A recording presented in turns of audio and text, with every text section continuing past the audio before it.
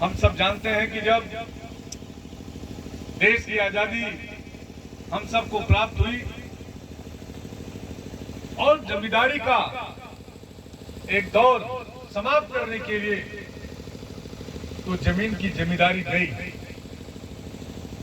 कांग्रेस की दोहरी नीतियों के नाते और वो जो जमीन के जमींदार थे, बड़े बड़े राजा रजवाड़े तालकेदार जमींदार, उन सब ने देश की पार्लियामेंट असेंबलियों में जाकर के कुर्सी की जिम्मेदारी कायम कर ली।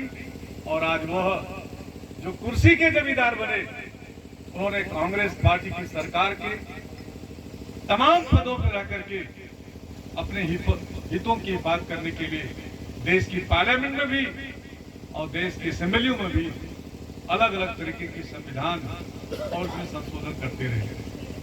हम सब जानते हैं जिस संविधान की चर्चा हम लोग करते हैं, हम सभी पढ़े लिखे लोगों की जानकारी में है कि कम से कम 100 से ज्यादा बार देश के संविधान में संशोधन हुआ।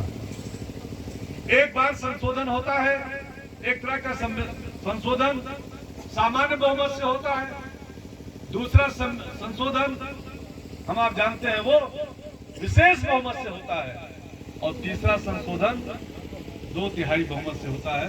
यह हम सब की जानकारी में है। और ये सब जानते हुए खास तौर से जो हमारे संसदीय मामलों के जानकार हैं, जो पढ़े लिखे हैं, जो देश प्रदेश और दुनिया की राजनीति में सहभागिता निभाते हैं, उनको ये जानकारी होनी चाहिए। इस देश में कांग्रेस पार्टी का झंडा उठाने वाले जो जमीन के जमींदार थे, उनकी जिम्मेदारी जब गई तो उन्होंने देश की पार्लियामेंट असेंबलियों पर जब कुर्सी की जिम्मेदारी कायम की तो अपने हितों के फायदे के लिए संविधान में बहुत सारे संशोधन किए।